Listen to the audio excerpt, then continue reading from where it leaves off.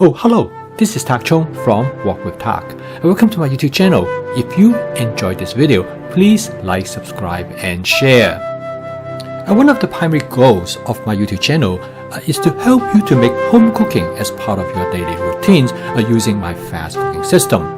And the word FAST is the acronym of the 4 attributes of the cooking system, which stand for flavor chasing, advanced prepping, stir frying, and template-based cooking.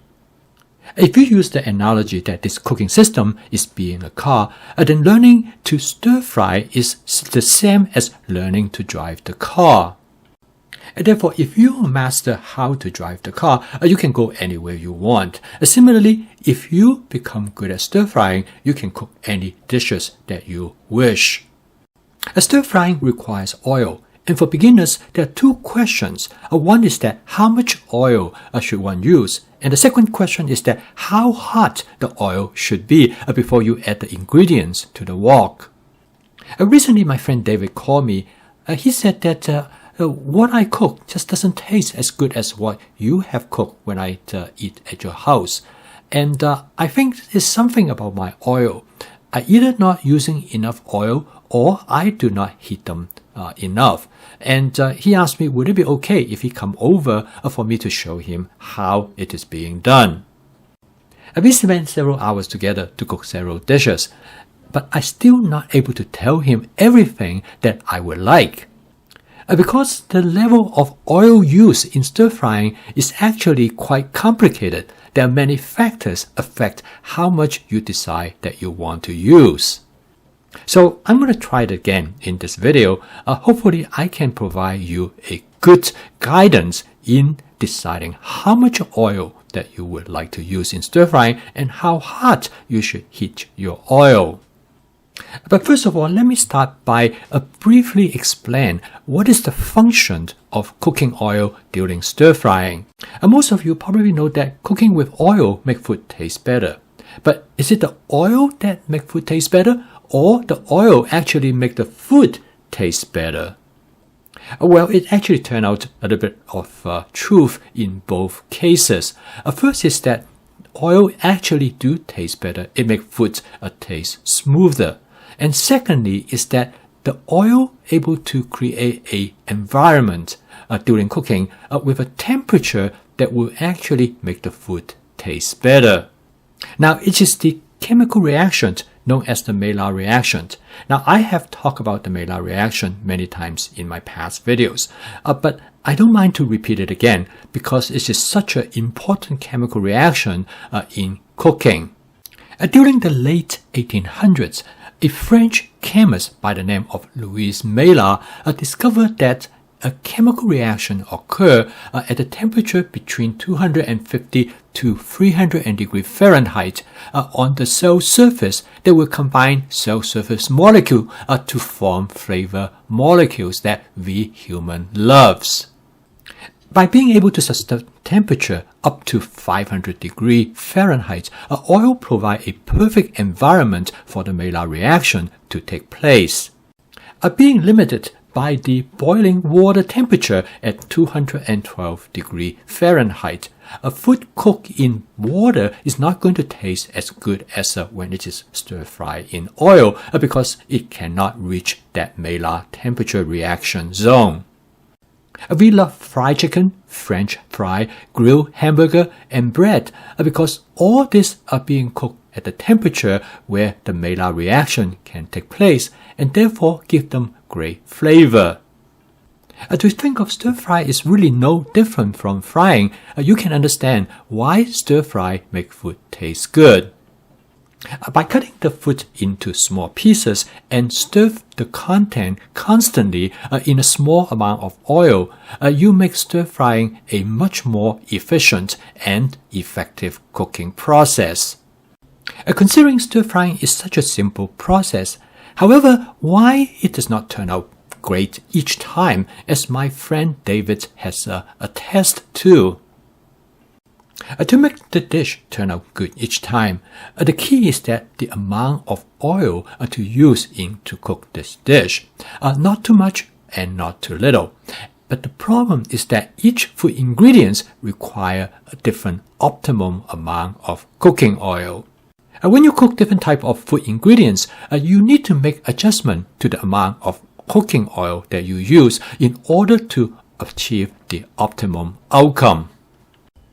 In addition to the variation of the amount of cooking oil that you use, the temperature of the oil before you add the food ingredients to the wok is also turned out to be important. To understand the basic working condition of stir frying is important because then you can make adjustments based on different cooking situations to meet this criteria.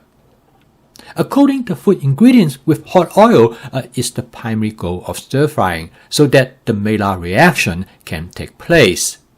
For both the reason of health as well as for taste, you do not want to use excessive amount of oil.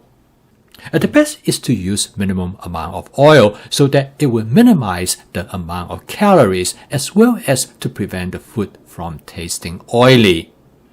By knowing the property of your food in their reaction to oil, you can adjust the amount of oil depend on different type of food ingredients that you are using in the cooking. By providing you with some basic guideline of how different types of foods interact with cooking oil, you will be able to make educated guess next time when you cook and know how much oil that you should add to the wok for different type of food ingredients that you are going to cook. Cooking eggs, whether you are frying an egg, making an egg omelette or scrambled eggs, you need a lot of cooking oil. What I mean by a lot is that you want to make sure that you have enough oil to cover the bottom surface of the wok, probably just a little bit more than just covering the surface. Furthermore, before you add the eggs to the wok, you want the oil to be as hot as possible. And you want to season the wok really well if you have a wok without non-stick coating. When you use my spot seasoning method, you should let the time period when the oil smoke gently for at least 15 to 20 seconds. To prevent egg from sticking to the surface of the wok, these are essential steps that you need to perform. And you can make adjustment accordingly once you gain more experience with the behavior of your wok. So let me summarize. When it comes to cook with any egg, either fried egg, scrambled egg, or an egg omelette, it is essential to have plenty of cooking oil as well as keep the oil temperature as high as possible. Cooking with meat presents some complications simply because of different types of meat as well as the moisture condition of the meat. The meat should be dried with a piece of paper towel or coated with cornstarch or both. These simple steps will greatly reduce the moisture on the surface of the meat and therefore will prevent the oil from splattering. In the case of stir-frying meat, you will make adjustments depend on the amount of meat that you use by making sure there's enough oil to coat the surface of the meat. In summary, very similar as to the case when you stir-frying eggs, and make sure that you have enough oil and the oil temperature is as hot as possible. Cooking oil requirements for cooking vegetables could be divided into two categories. The first category is that only minimum amount of oil is needed, and the second category is that a lot of oil is necessary for certain types of vegetables. Due to the property of individual vegetables, some vegetable absorb a lot of oil, whereas other vegetables do not absorb oil at all. An example of vegetable absorbs plenty of oil will be vegetables such as broccoli and eggplant. The oil absorbing capacity of broccoli is due to the presence of the floret, whereas in the case of eggplant is because of its flesh. Two ways will help you to manage the oil requirement for these two vegetables. The first is that by starting with a little bit more oil in comparison in cooking with other type of vegetables. Another is by adding oil during the cooking process. When you notice that the bottom of the wok looks dry, then you can add a little bit more oil directly over the vegetables.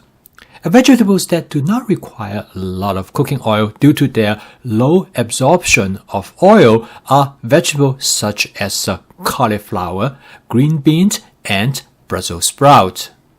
By having these general guidelines, you will able to start with the amount of cooking oil that is not going to be too much. It is always to be on the low side because you can always add more cooking oil as you cook. By having the vegetable properly coated with oil when they start to look glistening, and you have no cooking oil left sitting at the bottom of the wok, you know that you are using right amount of cooking oil. And when you notice that there's a lot of cooking oil sitting at the bottom of the wok, this is a good indication that you are using more than you need. My intention of this video is to provide you with a basic guidelines, and I will provide more additional information when I cook specific food ingredients in the future videos. I post a video each day to help you to make home cooking as part of your daily routine using my fast cooking system. If you'd like to learn more about my cooking system, please subscribe to my YouTube channel. Thank you for watching. I will see you tomorrow.